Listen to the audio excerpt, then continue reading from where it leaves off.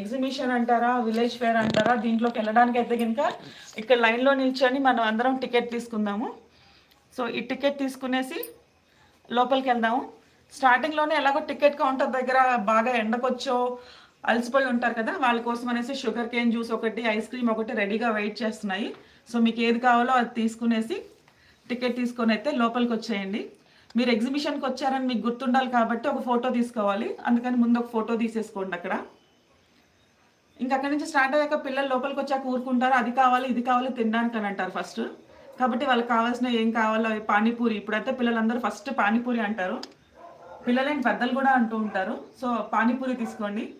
దాని పక్కన ఇంక జాక్ ఫ్రూట్ అని కొన్ని వెజిటబుల్స్ అలా కూడా పెట్టాము. ఆ పక్కన జిలేబీ సెంటర్ ఉంది, పాప్కార్న్ ఉంది, పుల్లైస్ అండి. ఇప్పుడున్న పిల్లలకైతే అంత బాగా గుర్తుందో లేదో నాకు తెలియదు, కానీ నేను చిన్నగా ఉన్నప్పుడు అయితే